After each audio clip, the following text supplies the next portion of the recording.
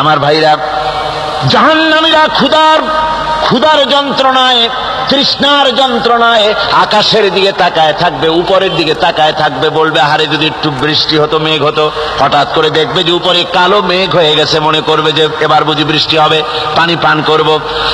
মেঘ তারা দেখতে পেল, মেঘের ভিতর থেকে অল্পক্ষণের ভিতরে গরম পানি পড়বে, এমন গরম পুঁজ, এমন গরম রক্ত পড়বে যেগুলি পান করলে পরে সঙ্গে সঙ্গে পেটের নাড়ি ভুঁড়ি আর কলিজা পিছনের দরজা দিয়ে সব বেরিয়ে যাবে। নাউজুবিল্লাহি মিন যালিক। হে আল্লাহ, এই কঠিন অবস্থা থেকে তুমি আমাদেরকে হেফাজত করো। জোরে বলেন আমিন। সবাই বলেন আমিন। ওই জাহান্নামীদেরকে কি খেতে দেওয়া হবে? আল্লাহ পাক বলছেন, শোনো, খেতে দেব কি? তুসকা মিন আইনিন আনিয়া, ফুটন্ত গরম পানি তাদেরকে পান করতে দেওয়া হবে। লাইসা লাহুম তুআমুন ইল্লা মিন দরি, কাঁটা যুক্ত ঘাস তাদেরকে খেতে দেওয়া হবে। লা ইউসমিনু ওয়ালা ইউগনি মিন জু, এই খাবারে তাদের শরীর পরিপুষ্ট হবে না, আর ক্ষুধাও নিবৃত্ত হবে না। আমার বন্ধুগণ, এমন কঠিন জাহান্নামের অবস্থা থেকে মাপ পাওয়ার জন্য ইমানের জোশ আসতে হবে, ইমানদার হতে হবে, আর নাফরমানিকে ছেড়ে দিতে হবে।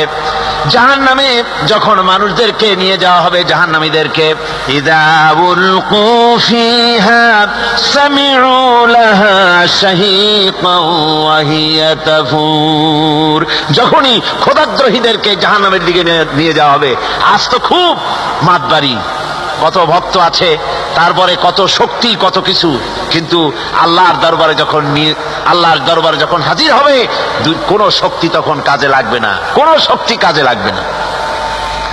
জাহান্নামে যখন তাদেরকে নিয়ে যাওয়া হবে, জাহান্নাম তখন গোসায় ফেটে পড়তে থাকবে, জাহান্নামের ভিতর থেকে গর্জন আসতে থাকবে, তাকাদু তামাইয়াজু মিনাল গায়জ, জাহান্নাম যেন গোসায় ফেটে পড়তে চাইবে। কুল্লামা উলকিয়া ফিহা ফাওজুন সাআলাহুম খাজানাতুহা আলাম ইয়াতিকুম নাযীর, জাহান্নামের পরিচালক বলবে, ও আল্লাহর বান্দা, কেন আজ জাহান্নামে আসলি, কেন দুজকে আসলি? আলাম ইয়াতিকুম নাযীর, তোর কাছে কি কোনো ভীতি প্রদর্শক কেউ যায় নাই? কোন নবীর কথা কি শোনো নাই? কোরআনের কথা কি শোনো নাই? হাদিসের কথা কি শোনো নাই? জাহান্নামে কেন এলি? এত বড় খারাপ জায়গা কেন আসলি? শোনো নাই কি? কোনো ভয় দেখানো কেউ কি সব সতর্কবাণী শোনায় নাই? বেঈমানেরা বলবে, ক্বালু বালা ক্বাদ জাআনা নাযীর, হ্যাঁ, আমাদের কাছে এসেছিল, আমাদের কাছে ভীতি প্রদর্শনকারী এসেছিল। ফাকাযযাবনা ওয়া কুলনা মা নাযালাল্লাহু মিন শাই, এসেছিল কিন্তু আমরা বলেছি বেটা মিথ্যে কথা বলে। জোরে কর নাউজুবিল্লাহ। বেটা মিথ্যে কথা বলে। ওরা বলবে, আমরা এসেছিল ভীতি প্রদর্শনকারী, আমরা মিথ্যে মনে করেছি, বলেছি ওটা মিথ্যে কথা, আর বলেছি আল্লাহ এই ধরনের কিছু নাজিল করেন নাই।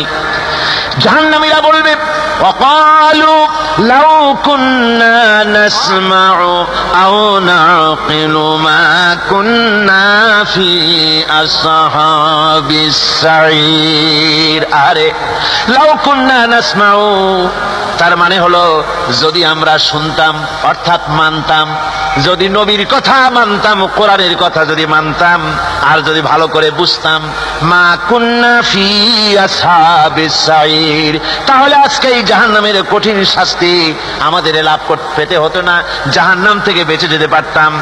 কি সর্বনাশ করলাম, বুঝি নাই, যা কিছু শুনেছি মানুষের কথা মতো শয়তানের ওয়াসওয়াসায় পড়ে তো ভুলই করলাম। সেদিন যতই আফসোস করা হোক না কেন, এই আফসোস কোনো কাজে লাগবে না। সুতরাং ওই জাহান্নামের কঠিন শাস্তি থেকে রক্ষা পাওয়ার জন্য, এই জাহান্নাম এত বড় কঠিন, যার জন্য একজন মহিলা হাদিস শরীফ এসেছে, হুজুর সাল্লাল্লাহু আলাইহি ওয়াসাল্লামের কাছে এসে বলছে, হে আল্লাহর রাসূল, আমি জিনা করেছি, আমাকে শাস্তি দেন। ওই মহিলা জানে যে জিনার শাস্তি হলো তাকে প্রাণদণ্ড দিয়ে দেওয়া, সঙ্গে সার করে দেওয়া, মহিলা জানে। হুজুরের সামনে এসে বলছে, হুজুর আমি জেনা করেছি। হুজুর মুখ ফিরালেন ডান দিকে, মহিলা আবার ডান দিকে এসছে, বলছে হুজুর আমি জেনা করে শাস্তি দেন। হুজুর আবার বাম দিকে ফিরলেন, মহিলা আবার বাম দিকে এলেন। 3 বার বলা হয়ে যাওয়ার পর হুজুর বলছেন, ও মহিলা, জেনা করার পর তার দ্বারা তুমি গর্ভবতী হয়েছো নাকি? বলে হ্যাঁ গর্ভবতী হয়েছে। আল্লাহর নবী বললেন, মহিলা তুমি অপরাধ করেছো, কিন্তু তোমার গর্ভস্থিত সন্তান তো কোনো অপরাধ করে নাই, সুতরাং তোমার উপরে শরীয়তের হদ জারি করা যাবে না, ডেলিভারি হোক তারপরে বিচার হবে। মহিলা চলে গেল আফসোস করতে করতে যে আমার বিচার হলো না, যদি এর মধ্যে আমি মরে যাই তাহলে জেনা করেছি। দুনিয়ার শাস্তি তো সহজ, পাথর মেরে উড়িয়ে দেবে, সঙ্গে সার করবে, এটা তো সহজ, কিন্তু কিয়ামতের ওই কঠিন জাহান্নামের আগুনে জ্বলতে পারবো না। মহিলাটি সন্তান ডেলিভারির পরে মহিলা চলে এসেছে রাসূলের কাছে, হুজুর এই সে আমার বাচ্চা ডেলিভারি হয়েছে, আপনি মেহেরবানি করে আমার উপরে হদ জারি করেন, শাস্তি দেন। আল্লাহর নবী বলেন, মহিলা তুমি অপরাধ করেছো, কিন্তু তোমার সন্তানের হক আছে, তোমার বুকের দুধ 2.5 বছর পর্যন্ত সে পান করবে, আমি তার হক নষ্ট করতে পারি না। মহিলা আবার চলে গেল কাঁদতে কাঁদতে, যদি এর মধ্যে মরে যায়। 2.5 বছর যেতে পারে নাই, তার আগে মহিলা ওই বাচ্চাটাকে কোলে নিয়ে হাতে একটা রুটি দিয়া হুজুরের কাছে আসছে। কত পেরেশানি দেখেন। মহিলা এসে বলেন, ইয়া রাসূলুল্লাহ, আমার এই বাচ্চা এখন দুধ ছেড়ে দিয়েছে, সে রুটি খাইতে পারে, হুজুর আর দেরি করবেন না, এই শাস্তি না নিয়ে যদি মরে যায় জাহান্নামের কঠিন আযাব আমি ভোগ করতে পারবো না। আল্লাহর নবী ওই মহিলাকে অর্ডার দিয়া দিলেন, একে বুক পর্যন্ত মাটির মধ্যে গেড়ে দিয়া চতুর্দিক থেকে পাথর নিক্ষেপ করো। মহিলাকে নিয়ে পাতাকে বুক পর্যন্ত মাটির ভিতরে গেড়ে দিয়া চতুর্দিক থেকে যখন পাথর নিক্ষেপ করা হচ্ছিল, রক্ত ছিটে এসে একজন সাহাবীর গায়ে পড়ায়। সাহাবী মহিলাকে ভৎসনা করলেন। আল্লাহর নবী বললেন শুনতে পেরে, নবীজি বললেন, ও সাহাবী ভৎসনা করো না, বরং এই মহিলার তওবা আল্লাহ রাব্বুল আলামিন এমন ভাবে কবুল করেছেন, যদি সে তওবা দুনিয়ার সব মানুষকে ভাগ করে দেওয়া যায় তাহলে সমানভাবে ভাগ করে দেওয়া যাবে। আমার বন্ধুগণ, কিয়ামতের দিন ওই কঠিন অবস্থা থেকে, জাহান্নাম থেকে বাঁচার জন্য সকলকেই চেষ্টা করতে হবে, ভালো কাজ করতে হবে, ঈমানের উপরে চলতে হবে। আল্লাহ রাব্বুল আলামিন বলেন, ইন্নাল্লাযীনা কাযযাবু বিআয়াতিনা ওয়াস্তাকবারু আনহা লা তুফাত্তাহু লাহুমুল আবওয়াবুস সামা। যারা কিয়ামতকে অস্বীকার করেছে, আমার আয়াতকে মিথ্যা মনে করেছে এবং আমার দিন থেকে যারা ফিরে গেছে, আমি তাদের জন্য আকাশের দরজা খোলা হবে না। ওয়ালা ইয়াদখুলুনাল জান্নাহ, আর তাদের জন্য বেহেশতের দরজাও খোলা হবে না। হাত্তা ইয়ালিজাল জামালু ফি সাম্মিল খিয়াত। আল্লাহ রাব্বুল আলামিন বলেন, উটের সূচের ছিদ্র দিয়ে উট গমন করা বরং সহজ হতে পারে, সম্ভব হতে পারে। এই লোকগুলির আল্লাহর জান্নাতে প্রবেশ করা এর থেকেও অসম্ভব, অর্থাৎ কখনোই তারা জান্নাতে প্রবেশ করতে পারবে না। আল্লাহ রাব্বুল আলামিন বলছেন, قل أذلك خير أم جنة الخلد التي وعد المتقون كانت لهم جزاء ومصيرا। আল্লাহ বলছেন, এই সব কথা বলার পরে, জাহান্নামের সব শাস্তির কথা শুনাইয়া আল্লাহ বলছেন, বলেন, কুল আযালিকা খায়রুন, এই পরিণতি কি ভালো যে জাহান্নামের পরিণতির কথা বলা হলো? তোমরা যে সমস্ত অবাধ্যতা করতেছো, ঈমান আনতেছো না, নবীকে গালাগালি করছো, ইসলাম মানতেছো না, নাফরমানি করছো, এর পরিণতি যা হবে, আযালিকা খায়রুন, এই পরিণতি কি ভালো?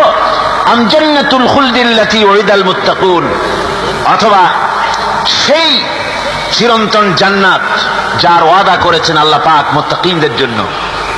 কানাত লাহুম জাযাআন ওয়া মাসীরা, যে জান্নাত হবে তাদের কর্মের প্রতিফল, আর এটাই হবে তাদের মহাযাত্রার শেষ মঞ্জিল। সেই জান্নাত, যে জান্নাত আল্লাহ রেখেছেন মুমিনদের জন্য। কাদের জন্য জান্নাত? মুমিনদের জন্য। সেটা এমন জান্নাত হবে, লাহুম ফিহা মা ইয়াশাউনা খালিদিন, যা চাইবে মনের আশা আকাঙ্ক্ষা অনুযায়ী সব পাবে বেহেশতের মধ্যে। খালিদিন, চিরকাল সেখানে থাকবে। কানা আলা রব্বিকা ওয়াদাম মাসউলা, এটা হচ্ছে তোমার রবের অবশ্য পূরণীয় ওয়াদা। জোরে বলেন সুবহানাল্লাহ। এটা তোমার আল্লাহর ওয়াদা এবং অবশ্যই তিনি তা পূরণ করবেন। তোমরা জান্নাতে থাকবে, সেখানে যা চাইবে তাই পাবে। বেহেশত আল্লাহ রাব্বুল আলামিন মুমিনদের জন্য রেখেছেন। আমার ভাইয়েরা, সে বেহেশতের বর্ণনা কোরআনে কারীমের মধ্যে আল্লাহ দিয়েছেন। একদিকে জাহান্নাম, কোরআনের বর্ণনা কত সুন্দর। জাহান্নামের কথা শুনতে শুনতে লোকেরা আল্লাহর ভয়তে হতাশ হয়ে যেতে পারে, আল্লাহর ভয়তে। সেই জন্য যত জায়গায় জাহান্নামের বর্ণনা আছে, সাথে সাথে আবার আশার সঞ্চার করার জন্য আল্লাহ জান্নাতের কথা বলেছেন। কাহার এবং জব্বার নাম আল্লাহ যেখানে ব্যবহার করেছেন, সাথে সাথে আবার গফুর রহিম নাম ব্যবহার করেছেন, বান্দা যেন হয়রান হয়ে না যায়। আমার ভাইরা, একদিকে জাহান্নামের এই কঠিন শাস্তির কথা, আবার অপর দিকে আল্লাহ বলেন, শোনো, এমন জান্নাত আমি রেখেছি, মাসালুল জান্নাতিল্লাতী উইদাল মুত্তাকুন, এমন বেহেশত মুত্তাকিনদের জন্য যার ওয়াদা করা হয়েছে, এমন বেহেশত সেটা। ফিহা আনহারুম মিন মাইন গায়রি আসিন, সেখানে এমন সুন্দর স্বচ্ছ পানির ঝর্ণাধারা, সুমিষ্ট পানির ঝর্ণাধারা রাখা হয়েছে। ওয়া আনহারুম মিন লাবানিন লাম ইয়াতাগায়্যার তা'মুহু, আর সেখানে দুধের ঝর্ণা রাখা হয়েছে যার স্বাদ কখনো নষ্ট হবে না। ওয়া আনহারুম মিন খামরিন লাযযাতান লিশ-শারিবিন, আর রাখা হয়েছে পানীয়ের ঝর্ণাধারা যা পানকারীদের জন্য অত্যন্ত সুন্দর হবে, খুবই সুস্বাদু হবে।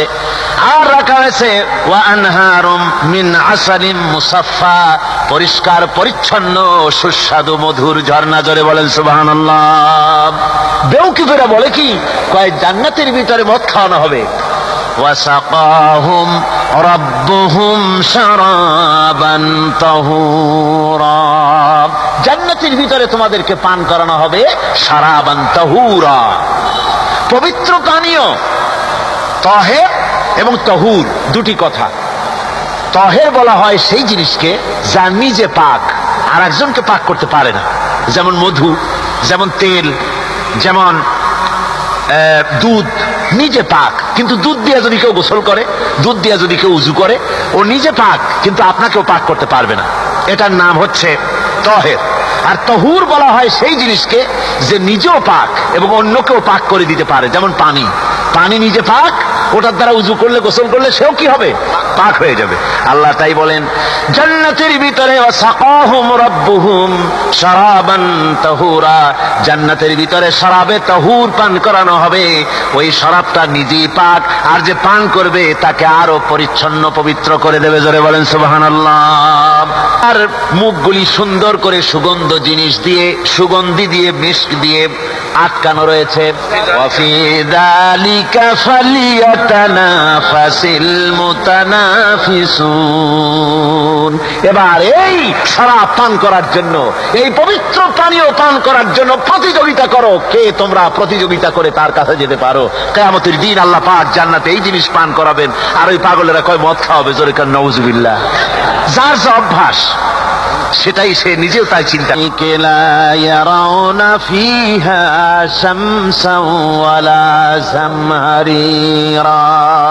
জান্নাতীরা ঠেস দিয়ে ছায়ার মধ্যে আরাম করে বসে থাকবেন, না তাদেরকে সূর্যের তাপ জ্বালাতন করবে, আর না তাদের সেখানে কোনো কষ্ট হবে। এমনি করে আরাম করে তারা তার ভেতরে থাকবে, আর সেখানে তাদেরকে সুন্দর করে ছায়া সুনিবিড় এক সুন্দর জান্নাতের ভেতরে এক সুন্দরতম পরিবেশের মধ্যে আল্লাহ রাব্বুল আলামিন তাদেরকে সেখানে রাখবেন। এরপরে তারা ওয়াইদা রাআইতা সুম্মা রাআইতা নাঈমান ওয়া মুলকান কাবীরা, সেখানে যেদিকেই তাকাবে সেদিকেই শুধু নিয়ামতের সাম্রাজ্য দেখতে পাবে, শুধু নিয়ামত আর নিয়ামত, এগুলি তাদের চোখে পড়বে। সেখানে না সূর্যের তাপ আর না শীতের প্রকোপ, কোনো কষ্ট নাই, মানুষের শরীর থেকে ঘামও বেরোবে না, সেখানে বার্ধক্য এসে কাউকে পীড়া দিবে না। হুজুর একজন বুড়া লোককে বলছিলেন, মিয়া তুমি তো বেহেশতে যাবে না, তুমি তো বুড়া মানুষ, তুমি তো বেহেশতে যাইতে পারবে না। লোকটা কান দিয়ে অস্থির হয়ে গেছে। রাসূল বলছেন যে বেহেশতে বুড়া মানুষ যাবে না, তাহলে তো আমার উপায় নাই। হুজুর বলছেন না, তুমি যখন বেহেশতে যাবে তুমি যুবক হয়ে যাবে। সুবহানাল্লাহ ওয়া বিহামদিহি। একজন কালো মানুষকে হুজুর বলছেন যে কালো মানুষ বেহেশতে যাবে না, সে তো একদম কান্দা হয়রান। হুজুর বলছেন দেখো, তুমি যখন বেহেশতে যাবে তুমি কালো থাকবে না, তুমি সুন্দর সুশ্রী হয়ে যাবে। সুবহান। জান্নাতীদের জন্য কামসালিল লুউলুইল মাকনুন, যেন সে এতই সুন্দর, যেন গোপনে রক্ষিত মুক্তার মতো, মুক্তা সদৃশ। এভাবে সুন্দর সুন্দরী হুরিগণকে, হুরদেরকে আল্লাহ রাব্বুল আলামিন তার বান্দাদেরকে সেখানে রেখেছেন। লা ইয়াসমাউনা ফিহা লাগওয়ান ওয়ালা তাসীমান ইল্লা কিলান সালামান সালামা। কোন পাপ সেখানে মানুষ দেখবে না, কোন বাজে কথা সেখানে শুনবে না, শুধু শান্তি আর শান্তি। আল্লাহ রাব্বুল আলামিন মুমিন বান্দাদের বলবেন, উদখুলুল জান্নাতা আনতুম ওয়া আজওয়াজুকুম তুহবারুন। আল্লাহ রাব্বুল আলামিন বলবেন, ও আমার বান্দারা, জান্নাতে প্রবেশ করো, তোমাদের স্ত্রীদেরকে সাথে নিয়ে জান্নাতে চলে যাও। সুবহানাল্লাহ ওয়া বিহামদিহি। তোমার স্ত্রী, তোমাদের স্ত্রীদেরকে নিয়ে, সাথে করে নিয়ে জান্নাতের ভিতরে চলে যাও, সেখানে তোমরা আরামে থাকো। ইউতাফু আলাইহিম বিসহাফিম মিন যাহাবিন ওয়া আকওয়াবিন ওয়া ফিহা মা তাশতাহিল আনফুসু ওয়া তালাজ্জুল আ'য়ুন ওয়া আনতুম ফিহা খালিদুন। তাদের সামনে সেখানে স্বর্ণ নির্মিত থালা এবং সমস্ত পাত্র তাদের সামনে ঘুরতে থাকবে। তারা সেখানে আরামে মন ভোলানো সাজ সজ্জা সরঞ্জামাদি ইত্যাদি দেখে তারা সেখানে অবাক হয়ে যাবে। এত সুন্দর জান্নাতের পরিবেশ দেখে তারা হয়রান হয়ে যাবে। এই জান্নাতীদেরকে আল্লাহ রাব্বুল আলামিন ফেরেশতাদেরকে অর্ডার করবেন, ও আমার ফেরেশতারা, আমার এই বান্দাগুলিকে জান্নাতের দিকে নিয়ে যাও। وسيق الذين اتقوا ربهم إلى الجنة زمرا। যারা আল্লাহকে ভয় করে জীবন চালায়েছে, আল্লাহকে ভয় করে যারা জীবন সমাজ ব্যক্তি পরিবার রাষ্ট্র পরিচালনা করেছে, আল্লাহ রাব্বুল আলামিন বলবেন, ও আমার ফেরেশতারা, আমার এই বান্দাগুলিকে জান্নাতের দিকে নিয়ে যা। ফেরেশতারা জান্নাতীদেরকে হাকায়া জান্নাতের দিকে নিয়ে যেতে থাকবে। আবার ওদিকে আছে ওয়াসিকাল্লাযীনা কাফারু ইলা জাহান্নামা যুমারা, জাহান্নামীদেরকে হাকায় নিয়ে যাওয়া হবে কোন দিকে? কোন দিকে? জাহান্নামের দিকে। এখন ওয়াসিকা মানে হাকায় নিয়ে যাওয়া, বেহেশতীদেরকেও হাকায় নিয়ে যাবে, আর জান্নাতীদের কি কয় দোজখী যারা, তাদেরকেও হাকায় নেওয়া হবে, আর বেহেশতীদেরকেও হাকায় নেওয়া হবে। এটা কেমন কথা আমার ভাইরা? ব্যাপারটা হচ্ছে এই, আমি দৃষ্টান্ত দিতে গিয়া বলি, অনেকদিন বন্ধুর সঙ্গে দেখা হয় নাই, বহু বছর পর হঠাৎ করে এক বন্ধু আর এক বন্ধুর বাড়িতে এসেছে, যে বলছে, ভাই যদিও বহু বছর পর এসেছি, কিন্তু আমার হাতে সময় নাই, আজ আমি বেশ সময় তোমার বাড়িতে থাকবো না। ওই বাড়িওয়ালা বন্ধু বলে, বন্ধু যতই ব্যস্ততা তুমি দেখাও না কেন, আজকে যখন তোমার একবার পাইছি আমি তোমাকে ছাড়বো না। এই হলো একটা ছাড়বো না। আর ঢাকা হাইকোর্টের সামনে থেকে মকিম গাজী পালায় গেছে, ডাকাত। পুলিশ খুঁজতে খুঁজতে হয়রান হইয়া এই ডাকাতটারে যদি পাওয়া যায়, আর ওই ডাকাত যদি বলে, স্যার আপনি আমার ধর্মের ভাই, আপনি আমার বাপ, আপনি মেহেরবানি করে আমাকে ছেড়ে দেন, পুলিশ বলবে, বেটা গোটা পুলিশ বাহিনী তোর জন্য হয়রান, তোরে যখন একবার পাইছি তোরে আর ছাড়বো না। তাহলে বন্ধুর ছাড়বো না আর পুলিশের ছাড়বো না এক জিনিস? এক জিনিস না। জাহান্নামীদেরকে ধাক্কা মারতে মারতে জাহান্নামের দিকে নিয়ে যাবে, জাহান্নামের দিকে যেতে চাইবে না, তাই ধাক্কা মারা লাগবে। আর বেহেশতীদের ধাক্কা মারা লাগবে কেন? বেহেশতীরা যখন জান্নাতের দিকে যেতে থাকবে, ওদের জন্য লাল কার্পেট সম্বর্ধনা দেওয়া হবে। এই দুনিয়ার পচা লাল কার্পেট না, এত সুন্দর করে সাজানো থাকবে। এক একটা মঞ্জিলে যখন যাবে, জান্নাতীদের জন্য সাজানো মঞ্জিল দেখে তারা মনে করবে এইটাই বুঝি বেহেশত। ঘটি বাটি লোটা যা আছে তাই নিয়ে ওইখানে বসে পড়বে। ফেরেশতারা কবে যে আল্লাহর বান্দা তুমি এখানে বসছো কেন, এটা তো বেশ তো না। কয় এর থেকেও ভালো আছে নাকি? কয় আছে না, ওঠো আরে মিয়া উঠো। এইভাবে করে ধাক্কা মারবে, ওঠো সামনে যাও। আবার যখন সামনে যাবে সেখানে এর থেকে আরো সুন্দর পরিবেশ দেখে ওইখানে আবার বসে পড়বে, মনে করবে এটা বুঝি বেহেশত। বলা হয় ফেরেশতারা বলবে আল্লাহর বান্দা এটা জান্নাত না, এর থেকেও ভালো জায়গা, সুন্দর জায়গা আছে। এইভাবে ধাক্কা মারতে মারতে তাদেরকে জান্নাতের কাছে নিয়ে যাওয়া হবে। হাত্তা ইযা জাউহা ওয়া ফুতিহাত আবওয়াবুহা ওয়া ক্বালা লাহুম খাযানাতুহা সালামুন আলাইকুম তিবতুম ফাদখুলুহা খালিদিন। এভাবে ধাক্কাতে ধাক্কাতে যখন তাদেরকে জান্নাতের দরজার কাছে নিয়ে যাওয়া হবে, আগের থেকেই তাদের জন্য দরজা খোলা থাকবে। সুবহানাল্লাহ, আগের থেকেই জান্নাত খুলে রাখা হবে। তাদেরকে বলা হবে, ওই জান্নাতের পরিচালক তিনি বলবেন আসুন, ওয়েলকাম করবেন তাদেরকে, সালামুন আলাইকুম, আপনাদের প্রতি আল্লাহর শান্তি বর্ষিত হোক। বড় ভালোভাবে জীবন যাপন করেছিলেন দুনিয়ায়, আল্লাহর হুকুম মেনে চলেছিলেন, আল্লাহর হুকুম পালন করেছিলেন। দুনিয়ার বুকে বড় অশান্তি, মানুষের নির্যাতন, মানুষের বদনামি, জেল জরিমানা, রাত জেগে তাহাজ্জুদের নামাজ পড়া, জিহাদের ময়দানে কষ্ট করে রক্ত দেওয়া, শহীদ হওয়া, কত কষ্ট করে আল্লাহর দ্বীন জমিনে কায়েমের চেষ্টা করেছেন, নিজের জীবনকে ভালো রেখেছেন, পবিত্র রেখেছেন। আজকে আপনার জন্য এই জান্নাত, ফাদখুলুহা খালিদিন, জান্নাতে প্রবেশ করুন এবং চিরকাল এই জান্নাতের ভিতরে থাকুন। আল্লাহ রাব্বুল আলামিন ওই জান্নাতের সবকিছু দান করে দেবেন তাদেরকে, বেহেশতের মধ্যে তারা পৌঁছে যাবে। আর এই বেহেশতে পৌঁছে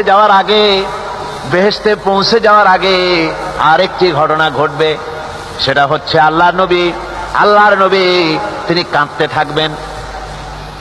আল্লাহ রাব্বুল আলামিন বলবেন, নবী আপনি কাঁদেন কেন? আজকে তো আপনার কাঁদার দিন না, আজকে তো কাঁদার দিন না, কেন কাঁদেন? মাকামে মাহমুদ দিয়েছি, আপনাকে কাউসার দান করেছি, কেন কাঁদেন? নবীজি বলবেন, রব্বুল আলামিন আমি দেখতে পাচ্ছি মাঝে মাঝে ফেরেশতারা আমার উম্মতগুলিকে জাহান্নামের দিকে নিয়ে যাচ্ছে। আল্লাহ রাব্বুল আলামিন বলবেন, ও আমার নবী, ও আমার হাবিব, জান্নাতি উম্মতগুলি আপনি বাছাই করে নেন। হযরত আয়েশা রাদিয়াল্লাহু তাআলা আনহা বলেছেন, একথা শোনার পরে আমি প্রশ্ন করলাম, ইয়া রাসূলুল্লাহ, ওই পরকালে কিয়ামতের ময়দানে অসংখ্য নবীদের মাঝে, অসংখ্য উম্মতের মধ্য থেকে আপনার জান্নাতি উম্মত আপনি কি করে বেছে নেবেন? হুজুর বলেন, আয়েশা, যদি কোন ঘোড়ার কপাল যদি থাকে সাদা, আর সাদা কপালওয়ালা ঘোড়াটা যদি অনেকগুলি ঘোড়ার মধ্যে হারিয়ে যায়, তাহলে সাদা কপালওয়ালা ঘোড়াটারে কি তার মালিক খুঁজে পাবে নাকি? হযরত আয়েশা বলেন, হুজুর অনায়াসে পাবে। হুজুর বলেন, কিয়ামতের দিন অসংখ্য মানুষের ভিতরে আমার জান্নাতি উম্মত আমি এইভাবে বেছে নেব, যারা দুনিয়ার ভেতরে নামাজ পড়েছে, ঈমান এনেছে, ঈমানদার ছিল, দ্বীনের কাজ করেছে, আল্লাহর সাথে নাফরমানি করে নাই, নামাজ পড়েছে সঠিকভাবে, আল্লাহর সঙ্গে নাফরমানি করে নাই, সঠিকভাবে দ্বীন পালন করেছে, তাদের চেহারার ভিতরে ঈমানের নূর চমকাতে থাকবে। ওই ঈমানের নূরের চমক দেখে দেখে আমার উম্মতগুলি আমি বাছাই করব। সেদিন ওই কিয়ামতের ময়দানে যারা নামাজ পড়ে না, রোজা রাখে নাই, বরং দ্বীনের সঙ্গে বিরোধিতা করেছে, আল্লাহর সঙ্গে নাফরমানি করেছে, ইসলামকে অস্বীকার করেছে, আল্লাহর দ্বীন যারা জমিনে কায়েম করতে চায় তাদের সঙ্গে বেয়াদবি করেছে, ওরা বলবে, হে রাসূল, আমিও তো আপনার উম্মত, আমারও সুপারিশ করুন। আল্লাহ নবী বলবেন, ভেগে যাও, দূর হয়ে যাও, তুমি যদি আমার উম্মত হবে, তাহলে এসব উম্মতের মতো ঈমানের নূরের চমক তোমার ভেতরে আমি দেখতে পেতাম। ওই হাসরের ময়দানে আল্লাহ নবী যদি বলেন, তুমি আমার উম্মত নও, ভেগে যাও, এর থেকে অসহায়, এর থেকে এতিম অবস্থার মানুষের জন্য কিছু হতে পারে না। আল্লাহ এই দুরবস্থা থেকে আমাদেরকে যেন হেফাজত করেন। আল্লাহ রব্বুল আলামিন যেন আমাদেরকে নবীর সুপারিশ কিয়ামতের দিন আমাদের জন্য নসিব করে দেন। জোরে বলেন আমিন। ও আমার জান্নাতি বান্দারা, আমি তোমাদেরকে যে সব ওয়াদা করেছিলাম, সেই ওয়াদা মতো সব পাইছো কিনা? আমি ওয়াদা করেছিলাম, আমার জন্য রাত জেগে যদি তাহাজ্জুদের নামাজ পড়ো, নামাজ, রোজা, হজ, যাকাত যদি করো, আমার দিন কায়েমের জন্য যদি আন্দোলন করো, রক্ত যাও, আমার জন্য যদি কষ্ট করো, শহীদ হও, তাহলে আমি তোমাদেরকে জান্নাত দেব। যত আদা করছিলাম তা পেয়েছো কিনা? জান্নাতীরা বলবে ক্বালু নাআম, সব পেয়েছি, সব নেয়ামত পেয়েছি। আল্লাহ বলেন সব পাও নাই, ওয়ালাদাইনা মাজিদ, আমার কাছে আরো বেশি আছে, আমার কাছে আরো বেশি আছে, সব পাও নাই। জান্নাতীরা বসে থাকবেন, বুঝতে পারবেন না এত নিয়ামত পেয়েছি, আল্লাহর কাছে আরো আছে।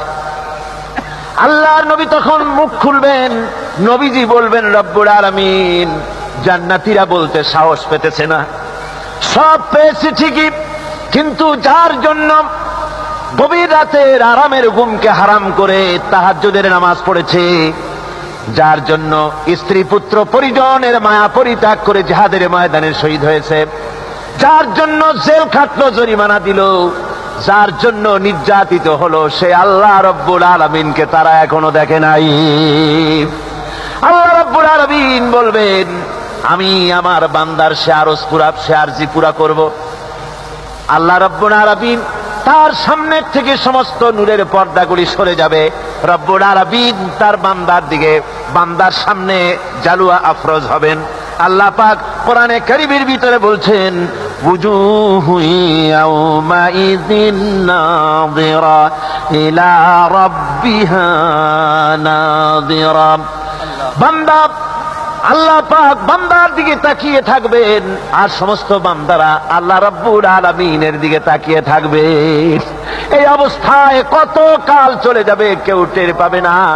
রব্বুল আলামিন জান্নাতের ভিতরে তোমার জান্নাতীরা যেদিন তোমাকে দেখবে, ওই দিন আমাদেরকেও জান্নাতে একটু জায়গা করে দিও আল্লাহ। রাসূল পাক বললেন, এই জিহাদের ময়দানে সেনাপতির দায়িত্ব পালন করবে আমার পালক পুত্র যায়েদ। কোথায় তুমি? যায়েদ দাঁড়িয়ে গেলেন। 2 নম্বরে এই জিহাদের সেনাপতির দায়িত্ব পালন করবে আমার চাচাতো ভাই জাফর বিন আবি তালেব। কোথায়? দাঁড়িয়ে গেলেন তিনি। 3 নম্বরে দায়িত্ব পালন করবে আমার সাহাবী আব্দুল্লাহ বিন রাওয়াহা। কোথায় তুমি? তিনিও দাঁড়িয়ে গেলেন। রাসূল তাদেরকে বললেন যে তোমরা চলে যাও, তোমাদের ঘরে গিয়ে বিবি বাল বাচ্চা মা বাপের কাছ থেকে সালাম করে আসো। আমার বন্ধুগণ, জিহাদের ময়দানে সেনাপতি কয়জন লাগে? হুজুর বললেন কয়জনের কথা? 3 জনের কথা। তার মানে হলো কারো বুঝতে কোনো কষ্ট রইল না, এই জিহাদের ময়দানে 3 জনের নাম যে নবীজি ঘোষণা করেছেন, এর ভিতর থেকে একজনও ফিরে আসবে না। বোঝা হয়ে গিয়েছে। হযরতে যায়েদ বলেন, ইয়া রাসূলুল্লাহ, আমার আব্বা জান, আমি আপনার পালক পুত্র, আপনি অর্ডার করেছেন। আমার মা হযরত আয়েশা ঘরে বসে শুনেছেন, আমার তো আর যাওয়ার দরকার নাই, কারো কাছে বলারও দরকার নাই। হযরতে জাফর বিন আবি তালেব চলে গেলেন নিজের বাড়িতে, যে ডাক দিয়ে বলে, বিবিরে, আল্লাহ রাসূল আমাকে জিহাদের ময়দানে সেনাপতির দায়িত্ব দিয়েছেন, আমি তোমাকে বলতে এসেছি, সালাম করতে এলাম। তোমার সঙ্গে একসঙ্গে দীর্ঘদিন আমি ছিলাম, কোন হক তোমার আদায় করতে হয়তো পারি নাই, হয়তো জুলুম করেছি, অথবা আমার দ্বারা তোমার অধিকার নষ্ট হয়েছে। কিছু যদি কোনো ভুল ত্রুটি হয়ে থাকে, আল্লাহর হস্তে আমারে মাফ করে দিও। বিবি বলে, প্রাণের স্বামী রাসূলুল্লাহ আপনাকে জিহাদের ময়দানের জন্য নির্বাচিত করেছেন, আমি আপনাকে ফিরে থাকতে বলতে পারবো না, সুতরাং আমি আল্লাহর দরবারে দোয়া করি। স্ত্রী হাত তুলে বলেন, রব্বুল আলামিন, আমার প্রাণের স্বামী জাফরকে জিহাদের ময়দান থেকে গাজী বানায়া আমার ঘরের ভিতরে তুমি তাকে দয়া করে ফিরাইয়া দিও। হযরতে জাফর তরবারির উল্টা পিঠ দিয়া স্ত্রীর হাতের উপরে মৃদু আঘাত করলেন, আর বললেন, বিবিরে, উল্টা দোয়া করো না, উল্টা দোয়া তোমার আল্লাহর দরবারে কবুল হবে না। যেহেতু নবীজি আমার নাম 2 নম্বরে ঘোষণা করেছেন, আমার আগেও একজন আছে, পরেও আর একজন আছে। ও বিবি, নির্ঘাত ওই মুতার প্রান্তরে আমি শহীদ হয়ে যাব, জনমের মতো দেখা করতে আসলাম, এই জীবনে তোমার সাথে আমার আর দেখা হবে না। আমার বন্ধু আব্বা আব্বা বলে চিৎকার মেরে দৌড়াতেছি। হযরতে জাফর একবারও পিছনের দিকে তাকায় দেখলেন না কারা কান্দে। হযরতে আব্দুল্লাহ বিন রাওয়াহা তিনি চলে গেলেন বাড়িতে। হযরতে আব্দুল্লাহ বিন রাওয়াহা বাড়িতে গিয়ে, সেই রাত্র ছিল তার বাসর সজ্জা, ফুল সজ্জার রাত ছিল, নতুন বিবাহ করেছেন। বাড়িতে গিয়া শোনেন বিবি কোরআনে কারীম তেলাওয়াত করতেছেন। হযরতে আব্দুল্লাহ বলেন, রুমের বাইরে দাঁড়িয়ে, বিবি রে, আমি তোমার স্বামী আব্দুল্লাহ এসেছি, আমার সালাম নাও, কোরআন পড়া একটু বন্ধ করো। রাসূলুল্লাহ আমাকে জিহাদের সেনাপতি বানিয়েছেন, আমি জিহাদে যেতেছি, নতুন বিবাহ হলো, কোনো হক তোমার আদায় করতে পারি নাই, তুমি আমাকে মাফ করে দিও আল্লাহর রাস্তায়, আমার উপরও কোনো দাবি রেখো না।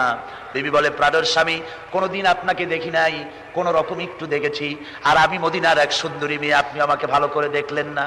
আমার প্রাণের স্বামী, একবার আপনি ঘরে আসেন। স্বামী বলে, ওগো স্ত্রী, ঘরের ভিতরে আমি যাব না, ঘরের ভিতরে গেলে পরে তোমাকে দেখলে আমার মনের ভিতরে প্রেম ডাকবে, তোমার প্রতি আমার ভালোবাসা জন্মাবে, আমি ঘরের ভিতরে ঢুকতে চাই না। স্ত্রী বলে, প্রাণের স্বামী, ঘরের ভিতরে যদি আসেন, আল্লাহর কসম আমি কোনো প্রেম নিবেদন করব না, আমি শুধু প্রাণ ভরে আপনার চেহারাটা একটা বার আমি শুধু দেখে রাখতে চাই, যাতে করে কিয়ামতের দিন লক্ষ কোটি কোটি মানুষের ভেতরে আপনাকে আমি স্বামী বলে যেন চিনে নিতে পারি। হযরত আব্দুল্লাহ বলেন, ওগো স্ত্রী, যদি এই ইরাদা তোমার হয়, আর যদি তুমি ধৈর্য ধারণ করে থাকতে পারো, তাহলে কিয়ামতের দিন আল্লাহ রাব্বুল আলামিন আমি যার জন্য জান দিতে যেতেছি, ওই মাহবুদ মেহেরবান জান্নাতের ভেতরে তোমাকে আমাকে স্বামী স্ত্রী হিসাবে পরিচয় করাইয়া দিবেন। 3000 সৈন্য নিয়ে সাহাবায়ে কেরাম আর এই সেনাপতি সব চললেন। মুতার প্রান্তরে লড়াই হলো। এই লড়াইয়ের ময়দানে হযরতে যায়েদ অনেকগুলি কাফির সৈন্যকে জাহান্নামে পাঠিয়ে দিয়ে তিনি নিজেও শহীদ হয়ে গেলেন। এবার জাফর হাতে তরবারি, আর এক হাতে ঝান্ডা নিয়ে এগোচ্ছেন সামনের দিকে। কাফেরেরা হযরত জাফরকে ঘিরে ফেলে দিল। আমার বন্ধুগণ, কাফেরেরা ঘিরে ধরে তরবারির আঘাত করলো জাফরের ডান হাতে, ডান হাত কেটে ঝুলে পড়লো। হযরত জাফর এবার বাম হাতে তরবারি উঁচু করে ধরেছেন, এবার বাম হাতে কোপ দিল ওরা। এই কাটা দুইটা হাত দিয়ে বুকের সাথে হযরত জাফর ইসলামের পতাকাটাকে জড়ায় ধরলেন। পাশের সাহাবীকে ডেকে বলেন, ও রাসূলুল্লাহর সাহাবী শোনো, আল্লাহর নবীকে আমার সালাম বলে দিও আর শোনায়া দিও, জীবনের শেষ মুহূর্ত পর্যন্ত ইসলামের পতাকা উঁচু করে রেখেছিলাম, মাটিতে পড়তে দেই নাই। আমার মনে হয় আমি এখন শহীদ হয়ে যাব, যেহেতু আমি এখন আমার নাকের ভিতরে আল্লাহর জান্নাতের সুঘ্রাণ পেতেছি। হযরত জাফর শহীদ হয়ে গেলেন। হযরত আব্দুল্লাহ বিন রাওয়াহা, হযরত আবু উবাইদা দুজনে মিলে ছুটলেন ঝান্ডা ধরার জন্য। ওনারা বলেন, এগিয়ে গিয়ে দেখি সামনের পরে দূরে পতাকা উঠতেছে, ভাবলাম আমরা যাওয়ার আগে ইসলামের পতাকা কে ধারণ করলো। কাছে গিয়ে দেখি হযরতে জাফরের ডান হাত কাটা, বাম হাত কাটা, দুইটা পা কাটা, দেহটা একদিকে পড়ে আছে, আর শুধু মাথাটা এক পাশে পড়ে থেকে ইসলামের পতাকা কামড়ায় ধরে উঁচু করে রেখে দিয়েছে। আমার বন্ধুগণ, হযরতে আবু উবাইদা বলেন, আমি হযরতে সাদের, হযরতে জাফরের হাত পা মাথা মস্তক একত্রিত করে তার পা থেকে শুরু করে মাথা পর্যন্ত চুমা খাইলাম, তাকে জানাজা করে দাফন করে রাখলাম কবরের ভিতরে। রাতের বেলায় স্বপ্নে দেখি হযরতে জাফর আল্লাহর জান্নাতের ভিতরে ফেরেশতাদের সঙ্গে উড়ে বেড়াতেছেন। আমি জিজ্ঞেস করলাম, ও জাফর, আল্লাহ তোমার সাথে কি ব্যবহার করেছেন? হযরতে জাফর বলেছেন, ওগো আবু উবাইদা, আল্লাহ রাব্বুল আলামিন আমাকে বলেছেন, জাফর রে, আমি তোমার শাহাদাতে খুশি হয়েছি, তুমি আমার কাছে আর কি চাও? হযরতে জাফর বলেন, আয় আল্লাহ পাক, কিচ্ছু চাই না, শুধু একটা দাবি, দুনিয়ায় তুমি মেহেরবানি করে আমাকে পাঠায়া দাও আর একবার যদি যেতে পারি, তাহলে তোমার দুনিয়ার বুকে তোমার দিন কায়েমের জন্য কাফেরদের বিরুদ্ধে লড়াই করে আমার জীবনটা আর একবার দিয়ে আসি। আমার বন্ধুগণের জন্য আল্লাহ রাসূল বলেছেন, হাদিস শরীফে এসেছে, আমার ইচ্ছে হয় জিহাদ করি, শহীদ হই, আবার যদি জিন্দা হই, আবার জিহাদ করি, শহীদ হই, আবার যদি জিন্দা হতে পারি তাহলে আবার জিহাদ করি, আবার শহীদ হই। যেহেতু শাহাদাতের মওতের মতো এত বড় মর্যাদা সম্পন্ন মওত আর পৃথিবীতে হতে পারে না। আমার ভাইরা, ইসলামের জন্য জান দেওয়ার জন্য, মাল দেওয়ার জন্য সাহাবায়ে কেরাম এভাবে প্রস্তুত ছিলেন, নিজেদের জীবন তারা আল্লাহর সামনে নজরানা পেশ করেছেন, শহীদ হয়েছেন, আল্লাহ দ্বীন কায়েমের জন্য তারা প্রচেষ্টা করেছেন। বাধা আসে সশস্ত্র, ওই সশস্ত্র বাধার মোকাবেলা সশস্ত্রভাবে করা, যেটা ওইটা হচ্ছে জিহাদের চূড়ান্ত রূপ। কথা বুঝে আসছে? ইসলাম প্রথমে কাউকে আক্রমণ করে না, ইসলাম প্রথমে কাউকে আক্রমণ করে না, আক্রান্ত হলে পরে তারপরে এর জবাব। ফজরের নামাজের পর আল্লাহর নবী বলছেন, সাহাবীরা, আমার আলী কোথায়, তাকে দেখছি না কেন? সবাই বলছেন, হুজুর, হযরত আলীর চোখ উঠেছে, তাই নামাজের জামাতে শরীক হতে পারেন নাই। হুজুর বললেন তাকে নিয়ে আসো। দুজন সাহাবীর কাঁধের উপরে ভর করে হযরত আলী এলেন। হুজুর সাল্লাল্লাহু আলাইহি ওয়াসাল্লাম তার মুখের থুতু মোবারক নিয়ে হযরত আলীর চোখে লাগিয়ে দিলেন। সাথে সাথে আগের থেকেও ভালো দৃষ্টিশক্তি সম্পন্ন হয়ে গেলেন। সুবহানাল্লাহি ওয়া বিহামদিহি। তো এখানে রাসূল পাক সাল্লাল্লাহু আলাইহি ওয়াসাল্লাম তিনি হযরত আলীর হাতে তরবারি উঠায় দিলেন। জুলফিকার বললেন, আলী তুমি যাও আজকের ময়দানে সেনাপতির দায়িত্ব পালন করো। হযরত আলী তরবারি হাতে নিলেন। ইসলাম আক্রমণকারী যে না সে কথা বলতে আমি এই কথা নিয়ে আসছি। হযরত আলী গেলেন, যায় মুরাহহাবের সামনে পড়েছেন। মুরাহহাব হলো হাদিসে এসেছে মুরাহহাব হচ্ছে কাফেরদের নেতৃত্ব দিচ্ছে। মুরাহহাব বলছে, আলী তোমাকে আমি কিন্তু ভালোবাসি, তুমি আসলে কেন? তোমার প্রতি আমার একটা সফট কর্নার আছে আমার অন্তঃকরণে। তুমি তোমার ছেলে মেয়েকে কি এতিম বানাতে চাও? তোমার বউকে কি বিধবা করতে চাও? আমি তো সেই বীর যে আমার সামনে এসে কেউ কল্লা সাথে নিয়ে যেতে পারে নাই। সুতরাং তুমি যদি ওদেরকে এতিম আর বিধবা করতে না চাও আমার সামনে থেকে সরে যাও। হযরত আলী বলেন, মুরাহহাব তুমি কাকে ভয় দেখাতেছ? তোমার তরবারি এই সমাজের কিছু কাফেরেরা ভয় করতে পারে, তুমি কি আমারে চেনো নাকি? তুমি কারে ভয় দেখাও? তাম পৃথিবীর সমস্ত কাফেরদের উপরে আল্লাহ রাব্বুল আলামিন আমাকে বাগ বানায় পাঠিয়েছেন। তরবারি দিয়ে প্রমাণ হবে। মুরাহহাব বলে, তুমি আঘাত করো। কয় না, আক্রমণ তো করব না আমি, আগে তুমি করো, আমি প্রতিহত করব। আক্রান্ত হলে পরে তারপরে জবাব দেব। এরপরে মুরাহহাব আঘাত হানতে লাগলো। হযরত আলী সমস্ত রণকৌশল দিয়ে আঘাতগুলি তিনি ফিরিয়ে দিতে লাগলেন। এরপরে হযরতে আলী বলছেন, মুরাহহাব এবার তৈরি হও আমার আঘাত সহ্য করার জন্য। হযরত আলী জুলফিকার তুলে আঘাত করলেন। এক আঘাতেই দেখা গেল মুরাহহাবের মাথা থেকে শুরু করে শরীর টুকরা হয়ে গিয়া হযরত আলীর তরবারির মুঠা পর্যন্ত মাটির ভিতরে গেড়ে গিয়েছে। খায়বারের দুর্গ দখল হয়ে গেল। পরের দিন আল্লাহর নবী বলেন, আলী শুনতে পেলাম তোমার ঢাল ভেঙে গিয়েছিল, তারপরে তুমি যুদ্ধ করলে কি দিয়ে? হযরত আলী বলেন, হুজুর কামুজ দুর্গের ওই কবাটটা, লোহার কবাটটা বাম হাতে নিয়া আর ডান হাতে তরবারি নিয়ে লড়াই করেছি। হুজুর বলেন, কি করে? মানুষ কেমনে এত বড় দুর্গের লোহার কপাট হাতে নিয়ে যুদ্ধ করে? একটু দেখাও তো দেখি। হযরত আলী গতকালকের মতো বাম হাত দিয়া ধরেছেন, নাড়াতে পারেন না। এবার ডান হাত দিয়া ধরেছেন, নাড়াতে পারেন না। ডান আর বাম দুই হাত দিয়া সমস্ত শক্তি দিয়ে এমন জোরে টান মেরেছেন, প্রতিটি লোমকূপের গোড়া থেকে ঘাম বেরিয়ে এসেছে, এক চুলও নড়াতে পারেন নাই। হযরত আলীর মুখখানা মলিন হয়ে গেছে লজ্জায়। হযরত আলী রাদিয়াল্লাহু তাআলা আনহু লজ্জা পেয়ে গেছেন। রাসূল পাক সাল্লাল্লাহু আলাইহি ওয়াসাল্লাম বলেন, আলী লজ্জা পাওয়ার কোনো কারণ নাই, চিন্তা করার কোনো কারণ নাই। তোমার নিজস্ব শক্তি দিয়ে তুমি লড়াই করতে পারো নাই। এত বড় লোহার দরজা নিয়ে, কবাট নিয়ে মানুষ ভাবে লড়াই করতে পারে না। আল্লাহ তার দ্বীনকে বিজয়ী করার জন্য তোমার ভিতরে আল্লাহ রাব্বুল আলামিন ক্ষমতা দিয়েছিলেন। জোরে বলেন সুবহানাল্লাহ। আল্লাহ রাব্বুল আলামিন এই জিহাদের ময়দানে যখন মানুষ আসে, আল্লাহ তাদের উপরে মদদ দান করেন। আমার বন্ধুগণ, আল্লাহর দ্বীনকে জমিনের উপরে প্রতিষ্ঠিত করার জন্য যদি আমরা আজও যদি ঐক্যবদ্ধ হই দ্বীন কায়েমের জন্য, তাহলে আল্লাহ রাব্বুল আলামিন আমাদেরকে মদদ করবেন। আল্লাহ পাক কোরআনে কারীমের মধ্যে বলেছেন, ওয়া কানা হাক্কান আলাইনা নাসরুল মুমিনিন। মুমিনদেরকে সাহায্য করা আমি আল্লাহর জন্য ওয়াজিব হয়ে যায়। জোরে বলেন সুবহানাল্লাহ। মুমিনদের জন্য সাহায্য করা আল্লাহর জন্য কি হয়ে যায়? ওয়াজিব হয়ে যায়। ভাইরা একটু বৃষ্টি সহ্য করেন না, খুব বেশি বৃষ্টি। আমাদের একটা চক্ষুর পলক পড়ে, যতক্ষণ পর্যন্ত একটা চোখের পাতা নড়ে ততক্ষণ পর্যন্ত আমরা কাফেরদের বিরুদ্ধে লড়বো। সুবহানাল্লাহ বিহামদিহি। যতক্ষণ চোখের পাতা নড়ে ততক্ষণ পর্যন্ত লড়বো। নিয়ে চলুন আমাদেরকে। হুজুর খুব খুশি হলে, আহারে রাসূল পাক সাল্লাল্লাহু আলাইহি ওয়াসাল্লাম দারুণ ভাবে খুশি হয়ে গেলেন। হুজুর বললেন, ও সাহাবীরা, তোমাদের মানসিক অবস্থা যখন এই, কুমু বিনা ইলা জান্নাতিন, চলো আমার সাথে বেহেশতের দিকে। সুবহানাল্লাহ। সবাই বলেন সুবহানাল্লাহ।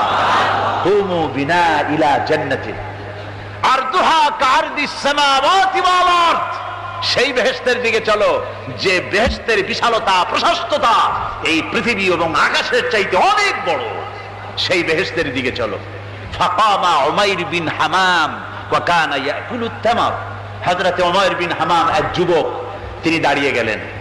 আমার মুসলমান ভাইরা, যুবকদের অবদান কিন্তু ইসলামে সব চাইতে বেশি। জোরে বলেন সুবহানাল্লাহ। কাদের অবদান বেশি? যে সর্বপ্রথম ইসলাম কবুল করেছে কারা? যুবকরা। হযরত আবু বকর, হযরত ওমর রাদিয়াল্লাহু তাআলা আনহু, তাদের বয়স যুবক বয়স ছিল। যুবক বয়সে তারা ইসলাম কবুল করেছেন। হযরত আলী যুবক ছিলেন, এই জন্য যুবকদের ইবাদতে সওয়াব বেশি। রাসূল পাক বলেছেন কিয়ামতের ময়দানে যেদিন কোন ছায়া থাকবে না, আরশে আজিমের নিচে 7 শ্রেণীর লোকেরা ছায়া পাবে। তার মধ্যে এক শ্রেণী হচ্ছে ওয়াশাবুন নাশা ফি ইবাদাতিল্লাহ। ওই যুবকেরা যারা নাকি রাত গুজরান করে, রাত কাটায় আল্লাহর ইবাদতে, রাত জাগে আল্লাহর ইবাদত করে। জোরে বলেন সুবহানাল্লাহ। বুড়োদের 100 বার আল্লাহ বলা আর এক যুবকের একবার আল্লাহ বলা, বৃদ্ধের সারা সপ্তাহ তাহাজ্জুদ পড়া আর যুবকের এক রাতের তাহাজ্জুদ পড়া মনে হয় তার থেকেও বেশি। কোন সুবহানাল্লাহ। তাই বলে বৃদ্ধ যারা, তারা কিন্তু হতাশ হবেন না। ওই যৌবনকাল আপনিও পেরিয়ে এসেছেন, ঠিক না? সুতরাং যুবকদের অবদান বেশি। হযরত উমাইর বিন হামাম রাদিয়াল্লাহু তাআলা আনহু, তিনি দাঁড়িয়ে গেলেন। তার হাতে ছিল ওয়া কানা ইয়াকুলু তামার, তিনি খোরমা খাচ্ছিলেন। হাতে ছিল কয়েকটা খোরমা। তিনি খোরমাগুলি হাতে নিয়ে দাঁড়িয়ে বলছেন ওয়া ক্বালা বাখবাখ। তিনি বলছেন, বাখবাখ শব্দ এটা হচ্ছে লুগাল মুহাল্লিয়া, অর্থাৎ আঞ্চলিক শব্দ। এর অর্থ হচ্ছে মা আযামাহু ওয়া মা আহসানাহু। কি আশ্চর্য, কি সুন্দর, কি বিরাট, কি সুন্দর কথা আপনি বললেন হে রাসূল। জান্নাতুন আরদুহা কাআরদিস সামাওয়াতি ওয়াল আরদ। এমন বেহেশত পাওয়া যাবে জিহাদ করলে যে বেহেশতের বিশালতা প্রশস্ততা এই বিশাল আকাশের চাইতে, জমিনের চাইতে বেশি। ওয়াল্লাহি লাউ কুনতু হাইয়ান হাত্তা আকুলাহুন্না। আমি যদি, ওয়াল্লাহি আল্লাহর কসম, আমি যদি এই খোরমাগুলো যদি খাইতে থাকি, ইন্নাহা লা হায়াতুন তাবিলা, তাহলে তো এটা অনেক লম্বা হায়াত লাগবে। এই খোরমাগুলি খাইতে অনেক সময় লাগবে, বেহেশতে যাইতে দেরি হয়ে যাবে। সুতরাং এই খোরমা তো আর খাওয়া যাবে না। ফারমা বিহিন্না, হাতের খোরমাগুলি সব ফেলে দিয়ে জিহাদের ময়দানে লাফায় পড়লেন। অনেকগুলি কাফেরকে জাহান্নামের খাতে উতরায় দিয়া হযরত ওমর নিজেও শাহাদাত বরণ করলেন। জিহাদের শেষে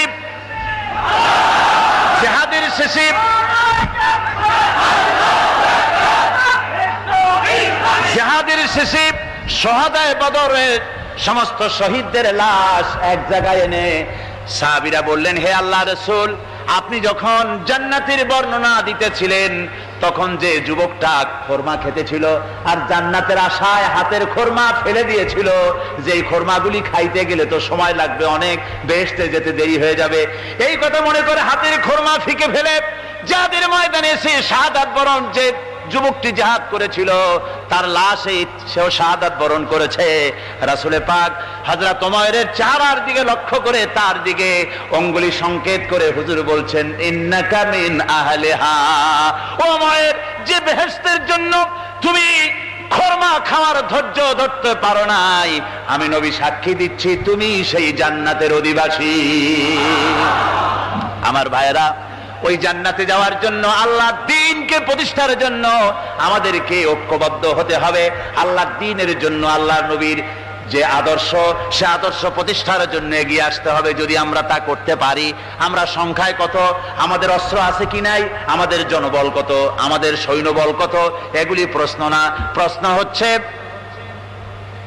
ওয়ালা তাহিনু ওয়ালা তাহজানু ওয়া আনতুমুল আলাউনা ইন কুনতুম মুমিনিন। কোনো ভয় নাই, কোনো চিন্তা নাই, যদি তোমরা মুমিন হও আমি আল্লাহ তোমাদেরকে বিজয়ী করব। জোরে বলেন সুবহানাল্লাহ। মুসলমানেরা তো সেই জাতি, যাদের ময়দানে যখন মুসলমানদেরকে সাহায্য দরকার হয়েছে, আল্লাহ রাব্বুল আলামিন আকাশ থেকে ফেরেশতা নাজিল করেছে কিনা কোন? কবি বলছেন, ফিজায়ে বদরি पैदा कुन फरिश्ते तेरी नसरत को उतर सकते गर्दों से कतर अंदर कतार भी। বদরের মুসলমানদের মতো ঈমান যদি আজও তোমরা আনতে পারো, তোমাদের ভিতরে হয়ে যায়, তাহলে আল্লাহ রাব্বুল আলামিন তোমাদের জন্য কাতারে কাতারে ফেরেশতা তোমাদের জন্য নাজিল করে দিতে পারেন। তোমরা সেই জাতি, তোমরা সেই মুসলমান। ফিরে আসো ইসলামের দিকে, ফিরে আসো দ্বীনের দিকে, রাসূলের সঙ্গে মহব্বতটা জুড়ে দাও।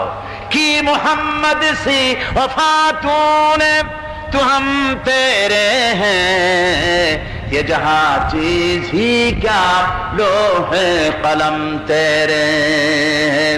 মুহাম্মদ সাল্লাল্লাহু আলাইহি ওয়াসাল্লামের সঙ্গে তুমি যদি মহব্বতের সম্পর্ক স্থাপন করতে পারো, অনুসরণ আর অনুকরণের, তাহলে আকাশ আর জমিন তো দূরের কথা, লোহ করেছেন আমারে আল্লাহর রাস্তায় maaf করে দেন।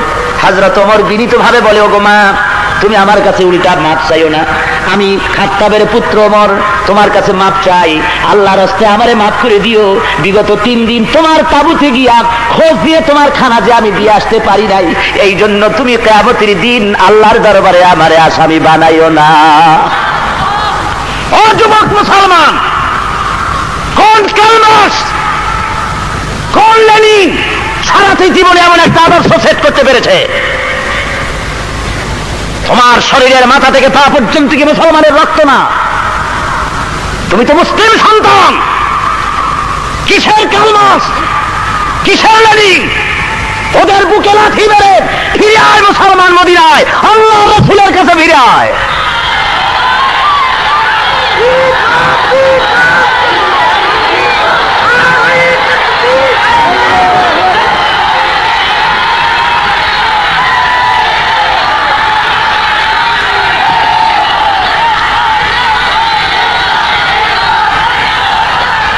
ভাইরা আমার, ভাইরা আমার, আল্লাহ রাব্বুল আলামিন এই সমাজ, এই সুন্দর সমাজ প্রতিষ্ঠা করেছিলেন মদিনায়। কোথায় করেছিলেন? রাসূল করেছিলেন।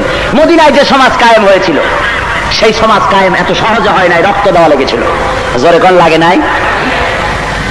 ভাইরা আমার, রক্ত দেওয়া লেগেছে সেই জমিনে। আজ যদি আমরা আল্লাহর দেওয়া বিধান কায়েম করতে পারি, আমাদের তো কোনো জিনিসের অভাব নাই। মহান আল্লাহ রাব্বুল আলামিন এই বাংলার জমিনে আমাদের সব দান করেছেন, কোন জিনিসের অভাব নাই। জোরে বলেন আলহামদুলিল্লাহ, জোরে বলেন আলহামদুলিল্লাহ। কেন আমরা 6 মাস তন্ত্র আর কমিউনিজম করতে যাব? কি দুঃখে আল্লাহ আমাদের জমিন দিয়েছেন। জোরে কোন আলহামদুলিল্লাহ। এমন সুন্দর একটা জমিন পেয়েছেন। আমি পৃথিবীর বহুত দেশ ঘুরেছি, আমার মাতৃভূমি স্বাধীন সার্বভৌম বাংলাদেশের মতো এত সুন্দর জমিন আর কোথাও আমি দেখিনি। আমি পৃথিবীর মধ্যে সবচাইতে বেশি মহব্বত করি মক্কা মুআজ্জামা, মদিনা মুনাওয়ারা, যেহেতু সেখানে আল্লাহর নবীর জন্ম হয়েছে, আল্লাহর নবী শুয়ে আছেন এই পবিত্র ভূমি হিসাবে। আর জন্মস্থান হিসেবে পৃথিবীর মধ্যে সবচাইতে বেশি মর্যাদা সম্পন্ন জমিন মনে করি আমার জন্মভূমি বাংলাদেশকে। এত সুন্দর জমিন আল্লাহ দান করেছে। জোরে বলেন আলহামদুলিল্লাহ। মহান আল্লাহ রাব্বুল আলামিন বলেন, দুনিয়ার মানুষ ভালো করে শুনে নাও, খাবারের অভাব তোমাদের হবে না, খেতে ভর্তি তোমরা পাবে। একটা আমল তোমাদের করা লাগবে, সেটা হলো এই ওয়ালামু আন্না আহলাল কুরআন আমানু ওয়াত্তাকাউ লাফাতাহনা আলাইহিম বারাকাতিম মিনাস সামাই ওয়াল আরদ। আসমান জনপদের লোকেরা, দেশের লোকেরা যদি আমি আল্লাহর উপর ঈমান আনে আর আমাকে ভয় করার নীতি অবলম্বন করে, যদি কোরআন শরীফের মধ্যে বলতেছেন নারীদের ব্যাপারে, ওয়া মিন আয়াতিহি আন খালাকা লাকুম মিন আনফুসিকুম আজওয়াজান লিতাসকুনু ইলাইহা ওয়া জাআলা বাইনাকুম মাওয়াদ্দাতান ওয়া রাহমা। আল্লাহ রাব্বুল আলামিন বলেন, আমার নিদর্শনাবলীর ভিতরে এটাও একটি নিদর্শন যে আমি তোমাদেরকে স্বামী স্ত্রীর জোড়া জোড়া বানাইছি এবং একের প্রতি অপরের ভালোবাসা সৃষ্টি করেছি, মহব্বত দিয়ে দিয়েছি। নারীর প্রতি সদ্ব্যবহার করার জন্য কোরআন শরীফ বলেছে নারীর উপরে অত্যাচার করতে পারবে না, ভালো ব্যবহার করবে। আল্লাহ বলেন, ওয়ালাহুন্না মিসলুল্লাযী আলাইহিন্না বিল মারুফ। সদ্ব্যবহার পাওয়ার ওই পরিমাণ অধিকার নারীদেরও আছে যতটুকুন সদ্ব্যবহার তুমি তোমার স্ত্রীর কাছে পাইতে আশা করো। সে তোমার সমান অধিকার। তার সাথে তুমি স্বামী হয়ে গেছে বলে লাট সাহেব হয়ে যাও না, তার সঙ্গে মহব্বত, ভালোবাসা এবং তার সমান অধিকার তোমাকে আদায় করতে হবে।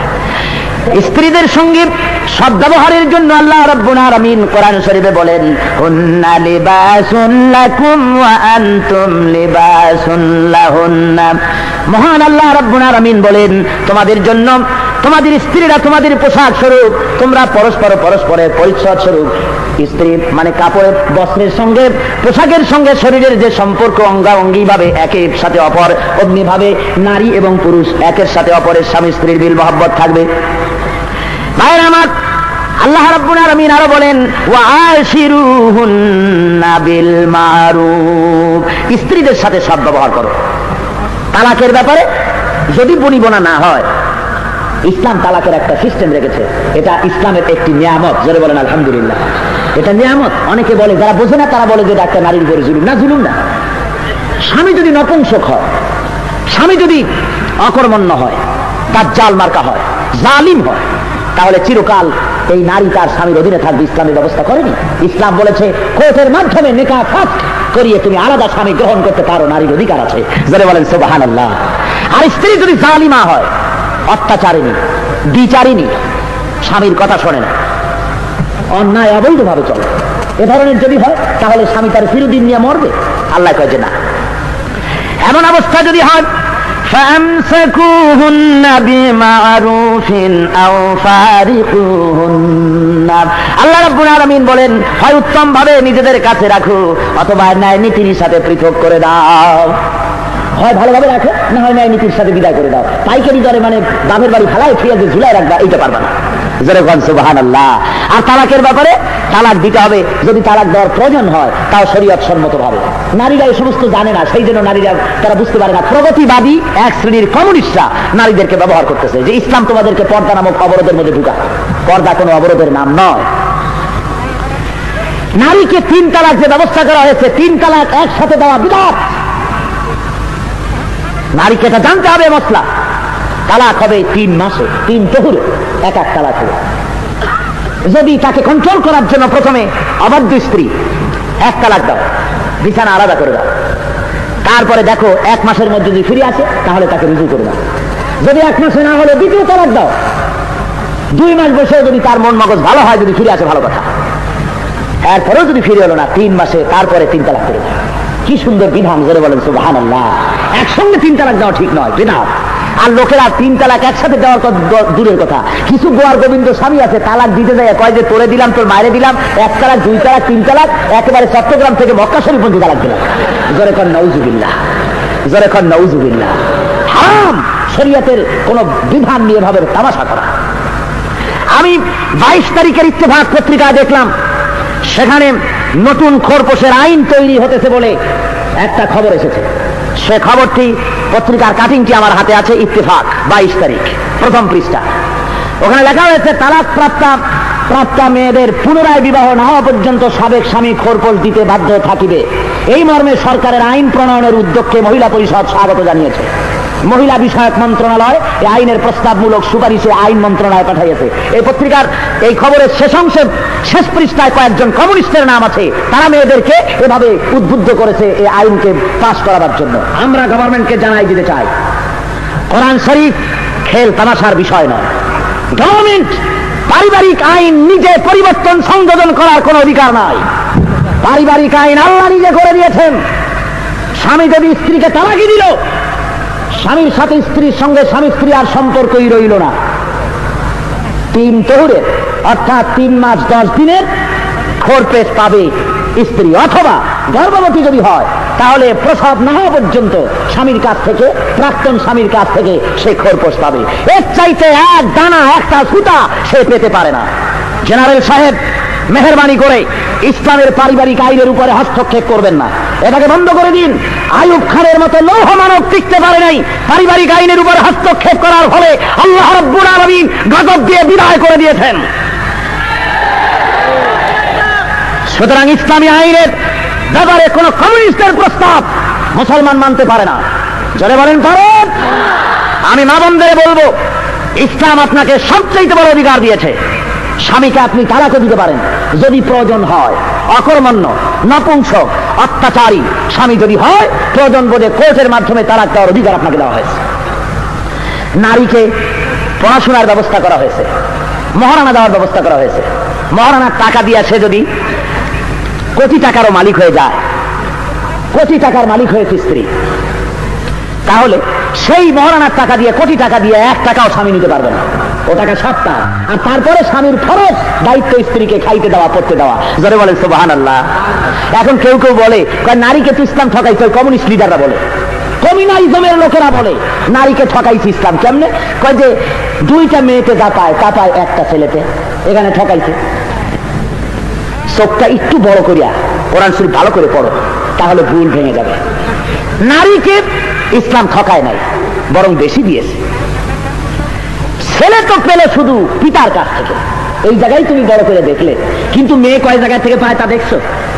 মেয়ে শুধু পিতার কাছ থেকে পায় না, মেয়ে পিতার কাছে পায়, স্বামীর কাছে পায়, ভাইয়ের কাছে পায়, মায়ের কাছে পায়, ছেলের কাছে পায়।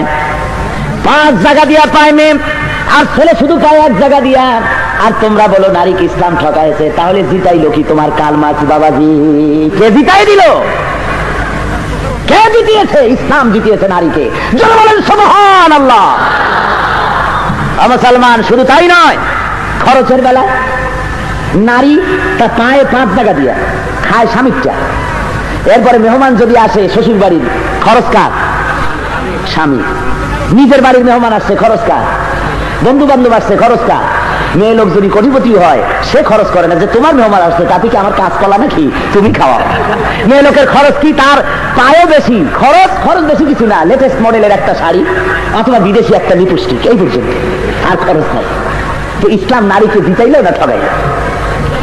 ভাইরা আমার, শুধু তাই নয়, নারীকে আল্লাহ রাব্বুল আলামিনের হাবিব বলেছেন। এক সাহাবী এসে রাসূলকে বলতেছেন, ইয়া রাসূলুল্লাহ, আপনি জিহাদের কথা বলেছেন, আপনি বলতেছেন আল জান্নাতু তাহাতা জিলালিস সায়ুফ, জান্নাত হলো তরবারির ছায়াতলে।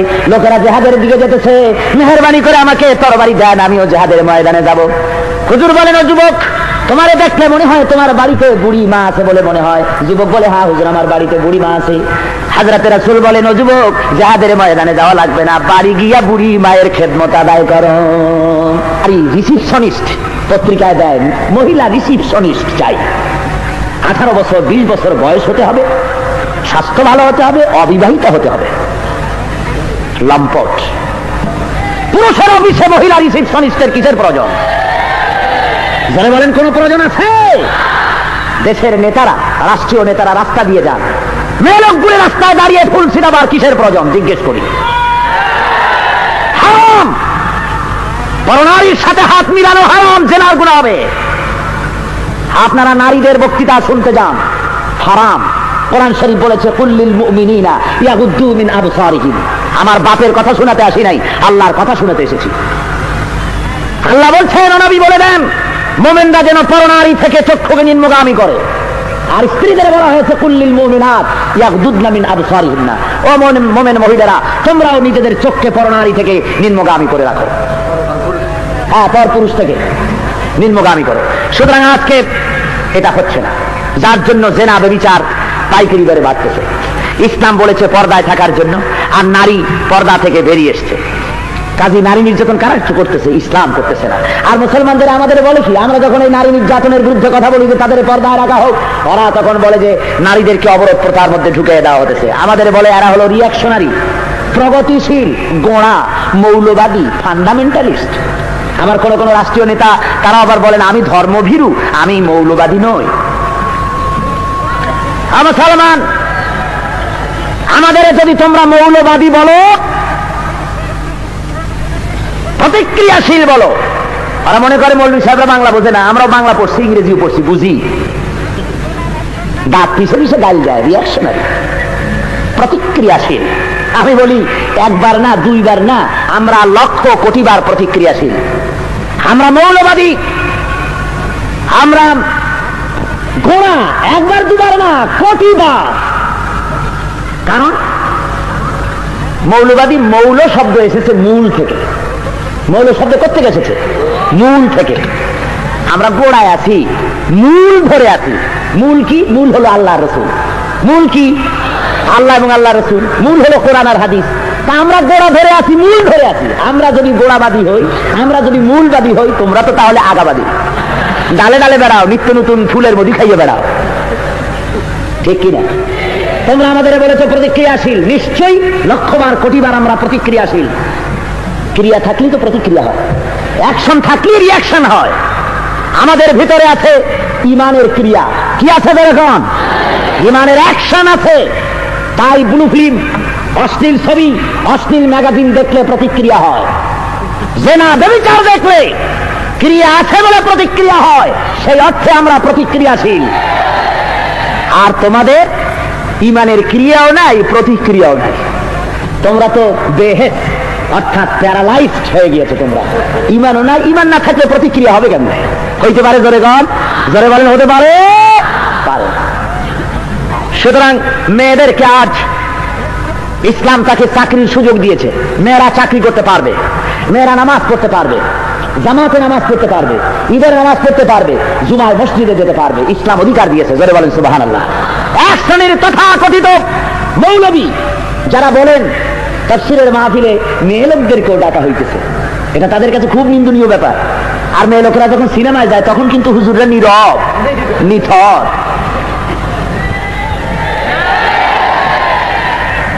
মুসলমান, ইসলাম যা বলেছে তার চাইতে বাড়াইও না। আল্লাহর নবীর মসজিদ, মসজিদে নববী, যেখানে এক রাকাত নামাজ পড়লে 50,000 রাকাতের নামাজের সওয়াব হয়, সেই মসজিদে আল্লাহর নবী নিজে মেয়ে লোকদের জায়গা সংরক্ষণ করেছেন, সংরক্ষিত করেছেন। একটা দরজা রেখেছেন আল্লাহর নবী নিজে, যে দরজার নাম বাবুন নিসা, মহিলাদের দরজা। সুবহানাল্লাহ। ইসলাম অধিকার দেয়নি তো কে দিয়েছে? নারীদের জন্য মসজিদে নববীতে আলাদা জায়গা সংরক্ষিত, একটা অন্থার জায়গা মেয়ে লোকদের জন্য। যেরকম সুবহানাল্লাহ। মেয়েদের অধিকার ইসলাম দিয়েছে, দেয়নি মার্কস, লেনিন, হেগেল, মাও সেতুং, ডারউইন, সমাজবাদী, জড়বাদী, এই কমিউনিজমের লোকগুলি তারাই দেয়নি। এরা নারীকে চেয়েছে ভোগ করতে। তাই বলেছে, ও মহিলারা তোমরা এসো, তোমরা এসো, ফুর্তি পুরুষের সাথে কাঁধে কাঁধ মিলিয়ে, পুরুষ আর নারী সমান শক্তি বাংলাদেশে, আমাদের পাশে এসে দাঁড়াও। পাশে আসলেই তো সুবিধা। নাউযুবিল্লাহি মিন যালিক। বিয়াদব। মেয়েদের জায়গা ভিন্ন, তোমার পাশে নয়। এরা মিছিল করতে গিয়ে মেয়েদেরকে সামনে নেয়। হারাম, লম্পট। নইলে পরে মিছিলে মেয়ে লোক নেয় কেন? মেয়ে লোক কেন রাজনৈতিক মঞ্চের পরে বেহায়া হয়ে বক্তৃতা করবে? বুখারী শরীফের হাদিস, বুখারী শরীফের হাদিস, আল্লাহর নবী বলেন, লান ইউফলিহা কওমুন ওয়াল্লাহু আমারাহুম ইমরা। রাহুল বুখারী। কোরআন শরীফের পরে সহিহ কিতাব আকাশের নিচে জমিনের উপরে যদি থাকে তার নাম কি? বুখারী শরীফ। আল্লাহর নবী বলছেন, যদি কোন দেশের লোকেরা তাদের জাতীয় সমস্যা সমাধান কোন নারীর হাতে ছেড়ে দেয়, সে জাতির কল্যাণ কোনোদিন হবে না। সুতরাং ওরা বলে নারীদের দাও, ময়দানে আসুক 50-50। 50-50 করতে গিয়া রাস্তায় নামাই দিয়েছে পাথর ভাঙ্গার জন্য। আমি ওই যখন মেয়ে লোকদের দেখি রাস্তায় পাথর ভাঙ্গে, তখন আমি বলি যে ঠিক আছে ভাঙ্গো। সমান অধিকার যখন চাইছো, ইসলাম যা দিয়েছে তার চাইতে বেশি, এরপর রিক্সা চালাবা, সমান অধিকার। সাম্পানে উঠবা, সাম্পান চালাইবা, সুপারি গাছে উঠে সুপারি পারবা। কিন্তু তুমি মায়ের জাত, তোমাকে আল্লাহ এভাবে ইজ্জত নষ্ট করতে চায়নি। তুমি মায়ের জাত, তুমি শ্রদ্ধার পাত্র। জোরে বলেন সুবহানাল্লাহ। রাসূলের কাছে একজন এসে বলছে, হুজুর খেদমত করবো কার? হুজুর কার? তোমার মায়ের। তারপর কার? তোমার মায়ের। তারপর কার? তোমার মায়ের। তারপর কার? হুজুর বলেন তোমার পিতা। মায়ের কথা কয়বার বললে? আমার মায়ের জাতিরা, আমার বোনেরা, তোমাদের ইজ্জত ইসলাম পিতার চাইতে 3 গুণ বাড়ায় দিয়েছে। সুবহানাল্লাহ। জোরে বলেন সুবহানাল্লাহ। তোমাদের ইজ্জত নষ্ট করতেছে রুশপন্থীরা, আমেরিকাপন্থীরা তোমাদের রাস্তায় নামিয়েছে, পুরুষের পাশে চাকরি দিয়েছে। মেয়ে লোক চাকরি করবে, কিন্তু তার ভিন্ন কক্ষ হতে হবে। ব্যাংকে চাকরি করবে, কল কারখানা, ক্ষেত খামার, অফিস আদালত, প্রয়োজন বোধে মেয়ে লোক চাকরি করতে পারবে, কিন্তু তার ভিন্ন ক্ষেত্র হতে হবে। পুরুষের সাথে কোনো সম্পর্ক থাকবে না। ঠিক বলছি নাকি? আজকের যত গার্মেন্টস ফ্যাক্টরি হয়েছে বাংলাদেশে, আমি এগুলিকে আল্লাহর গজব বলে মনে করি। নারীদেরকে শ্রমিক হিসাবে বেশি করে নিয়েছে কেন? আমরা জানি এই পুঁজিবাদী লোকগুলি নারীর লেবারটা সিট খুব কম পয়সায়, ওরা হরতাল করতে নামতে পারে না, ওরা বক্তৃতা করতে পারে না, সেই জন্য কম দামে মেয়ে লোকগুলি নিয়ে গার্মেন্টসে ভর্তি করানো হয়েছে। হাজার হাজার নারীদের পর্দা লুণ্ঠন করা হয়েছে। এগুলো জেনা ব্যভিচারের আড্ডায় পরিণত হয়ে গেছে। সুতরাং নারীর কর্মক্ষেত্র আলাদা হতে হবে। হাদিস থেকে কথা বলছি, ওলামা কেরাম হাজার হাজার আছেন। বলুন, হযরত আয়েশা সিদ্দিকা রাদিয়াল্লাহু তাআলা আনহা জিহাদের ময়দানে যান নাই? 6 লক্ষ হাদিসের হাফেজা, 30 পারা কোরআনের হাফেজা, বিদুষী মহিলা, গোটা বিশ্বের সমস্ত মুমিনের মা হযরত আয়েশা সিদ্দিকা রাদিয়াল্লাহু তাআলা আনহা হুজুরের সঙ্গে জিহাদের ময়দানে গিয়েছে। শুধু তাই নয়, জিহাদের ময়দানে গিয়ে মুসলিম মহিলারা আহত সৈনিকদেরকে ব্যান্ডেজ করেছে, ফার্স্ট এইডের কাজ করেছে তারা। মহিলারা প্রয়োজন বোধে সমস্ত কাজ করেছে। সুতরাং মেয়েরা চাকরি করতে পারবে, সব পারবে, কিন্তু কোন মেয়ে লোক মুসলমান দেশে পুলিশ বানাইয়া প্রেসিডেন্টের সামনে, নেতাদের সামনে টাইট ফিট জামা গায়ে দেওয়া লেফট রাইট করবার অধিকার দেওয়া হয় নাই। মহিলা পুলিশ হয়, মহিলা পুলিশ হওয়ার দরকার কি? আমি এয়ারপোর্টে একদিন জিয়াউর রহমান সাহেবের সময় এক মহিলা পুলিশের সাথে দেখা। আমি বললাম, মা তুমি পুলিশ হয়েছো কেন? কয় যে জাতীয় সম্পদ হেফাজত করার জন্য। আমি বললাম, মা আল্লাহ তোমার যে সম্পদ দিচ্ছে তাই হেফাজত করতে তো 10টা পুলিশ লাগে কমসে কম, তুমি জাতীয় সম্পদ হেফাজত করবা। মহিলা পুলিশ প্রয়োজন। কোথায় প্রয়োজন? মহিলা পুলিশ প্রয়োজন মহিলা চোর তার দেহ তল্লাশির জন্য, তার ফিজিক্যাল টর্চারের যদি প্রয়োজন হয় তাহলে সেখানে মহিলা পুলিশ লাগবে। বিদেশ থেকে আগত মহিলা যাত্রী দেহ তল্লাশির জন্য মহিলা পুলিশের প্রয়োজন, লেফট রাইট করার জন্য নয়, চোর ধরার জন্য। নারীর স্বতন্ত্র ক্ষেত্র, ইজ্জত আর সম্মানের ক্ষেত্র দিয়েছে ইসলাম। যারা বলেন কে দিয়েছে? ইসলাম দিয়েছে। আমি তাই আমার মা বোনদের বলবো, আপনাদের অধিকার আপনারা আদায় করে নিন। কোন মিছিলে আপনারা যাবেন না, হারাম। মেয়েরা যদি মিছিলে বের হয়, যদি দরকার হয় বোরখা পরিহিতা হয়ে ইসলামের জন্য ময়দানে নামবেন। যদি ডাক আসে জিহাদের, তাহলে শুধু নারী নয়, পুরুষ নয়, নারীরাও বোরখা পরে রাস্তায় বেরিয়ে আসবে। যদি প্রয়োজন হয় তাহলে সে ধরনের ডাক আসবে ইনশাআল্লাহুল আজিজ। এছাড়া জায়েজ নাই ঘর থেকে বের হওয়া। আপনাকে সব রকমের অধিকার ইসলাম আপনার জন্য রেখেছে। সুতরাং ইসলামের এই অধিকারগুলি আদায় করবার জন্য, এই অধিকার ভোগ করার জন্য নারীদেরকে ইসলামী বইপত্র পড়ার জন্য আমি অনুরোধ করছি। মেয়েদেরকে আমি বলবো, আপনারা আপনাদের সংসারকে ইসলামের দুর্গ বানান। ছেলেপেলেরা যেন ইসলাম আপনার ঘরের ভিতর থেকে ইসলাম যেন শিখতে পারে। জোরে বলেন আলহামদুলিল্লাহ। ছেলে মেয়েদের ভালো ভালো নাম রাখুন। আজকে নামেরও সর্বনাশ হয়ে গেছে। ছেলের নাম ছয় 0, ছেলের নাম নাট, তারপরে স্ক্রু ড্রাইভার, মানে ইংরেজি নাম যা পছন্দ আছে, মুখে যা আসে একটা খেয়ে থাকে। তারপরে মেয়ের নাম ছয় আপেল, আঙ্গুর, বেদানা, নাচে না, পড়ে না, ওঠে না, যা খুশি। ইসলামী নাম রাখুন, ভালো হবে, ভালো হবে। ভাইরা আমার, আল্লাহর দেওয়া বিধানকে জমিনে কায়েম করার জন্য মুসলমানদেরকে আজকে সংগ্রামে আসতে হবে। আল্লাহর নবী জিহাদের ময়দানে এসেছিলেন, রক্ত দিয়েছিলেন। নবী আমার মুতার প্রান্তরে রোমকদের বিরুদ্ধে লড়াই করেছিলেন, বড় শক্তির সঙ্গে যুদ্ধ করেছেন।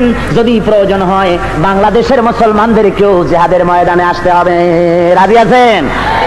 আল্লাহর নবী ঘোষণা করলেন রোমক সাম্রাজ্যের বিরুদ্ধে মৌতের প্রান্তরে যুদ্ধ হবে। ওরা 3000 আসতেছে, ওরা 1 লক্ষ আসতেছে।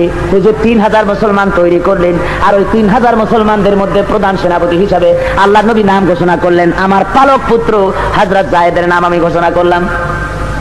2 নম্বরে জাফর বিন আবি তালেব, 3 নম্বরে আব্দুল্লাহ বিন রাওয়াহা, 3 জন সেনাপতির নাম ঘোষণা করলাম। তোমরা বাড়ি গিয়া তোমাদের বিবি বাল বাচ্চার মায়ের কাছে বিদার সালাম করে আসো। ভাইরা আমার, একই জিহাদের ময়দানে একজন লাগবে, মাত্র একজন সেনাপতি লাগে, কিন্তু সেনাপতির নাম 3 জন বলা হলো। কয়জন? ওই 3 জন বুঝতে পেরেছেন যে আমরা যে জিহাদের ময়দানে যেতেছি জীবনে আর ফিরে আসতে পারবো না, জনমের মতো বিদায় হয়ে যাব। রাসূল তো 3 জনের নাম নিয়েছেন। হযরত যায়েদ বলেন, ইয়া রাসূলুল্লাহ, আপনি সালাম দিতে বলেছেন মা বাপকে, আমার আব্বা জানতো আপনি আমাকে অর্ডার করেছেন, আমি মেনে নিয়েছি। আর আবার মা হযরত আয়েশা ঘরের মধ্যে, আমি তাকে সালাম করতেছি, আমার কথা তো তিনি শুনেছেন, আমার তো আর কোনো জায়গায় যাওয়ার দরকার নাই। হযরত জাফর চলে গেলেন নিজের বাড়ি। বিজের বাড়ি গিয়ে বেগমকে ডেকে বলেন, ও বিবি সাহেবা, আল্লাহর নবী আমার নাম জিহাদের ময়দানে ঘোষণা করেছেন, আমি জিহাদে যেতেছি, আমাকে মাফ করে দিও। একসঙ্গে ঘর গৃহ বাস করেছি, তোমার কোন হক যদি নষ্ট করে থাকি আল্লাহর হস্তে আমারে মাফ করে দিও। বেগম কাঁদতেছেন আর বলছেন, ওগো প্রাণের স্বামী, জিহাদের ময়দানে চলে যান, আমি তো বাধা দিতে পারি না, আল্লাহর নবী অর্ডার দিয়েছেন। তবে আমি আল্লাহর কাছে ফরিয়াদ করব, রব্বুল আলামিন আমার স্বামীকে জিহাদের ময়দান থেকে গাজী বানাই আমার কাছে ফিরাইয়া দিও। হযরত জাফর রাদিয়াল্লাহু তাআলা আনহু তিনি তরবারি বের করে স্ত্রীর পিঠের উপরে মৃদু আঘাত করলেন, বললেন, বেগম উল্টা দোয়া করো না, তোমার এই দোয়া আল্লাহর দরবারে কবুল হবে না। যেহেতু আল্লাহর নবী আমার নাম 2 নম্বরে ঘোষণা করেছেন, নিঃসন্দেহে আমি শাহাদাত বরণ করব, কোনো সন্দেহ নাই বিবি, তোমার সঙ্গে জনমের মতো দেখা হয়ে গেল, আর দেখা হবে না। বেগম কান্দি, কোটি কোটি মাসুম বেগুনা বাচ্চারা আব্বা আব্বা বলে চিল্লাচ্ছেন, কাঁদতেছে। হযরতে জাফর পিছনের দিকে ফিরে তাকালেন না, বিবেকে সালাম দি মদিনার দিকে, হুজুরের দিকে রওনা করেছেন। ওদিকে আব্দুল্লাহ বিন রাওয়াহা নিজের স্ত্রীর কাছে বিদায় দিতে যাচ্ছেন। এইটা ছিল তার বাসর সজ্জার রাত, ফুল সজ্জার রাত।